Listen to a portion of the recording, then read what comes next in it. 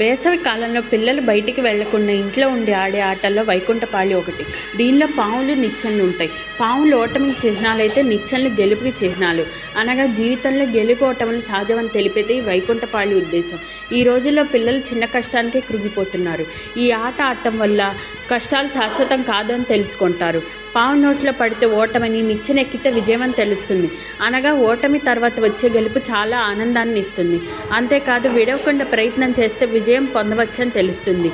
ఎన్ని లోకాలు ఉన్నాయి, ఏ నిచ్చెన ఎక్కితే ఎక్కడికి వెళ్తామో తెలుస్తుంది. ఉదాహరణకు వైరాగ్యం వల్ల వైకుంఠం అని తెలుస్తుంది. పాపము పుణ్యము నశిస్తేనే వైకుంఠ ప్రాప్తి కలుగుతుంది. పాములు ఎన్నున్నాయో అన్ని రకాల ఆపదలు జీవితంలో ఉంటాయని తెలుస్తుంది. అహంకారం వస్తే చతికలు పడతామని తెలుస్తుంది. ఎంత పెద్ద పాము నోట్లో పడినా పట్టుదలతో ఆడితేనే గెలుపు వస్తుంది. పిల్లలకి ఇంత చక్కటి జ్ఞానాన్ని ఇచ్చే ఈ ఆటను ఆడించండి.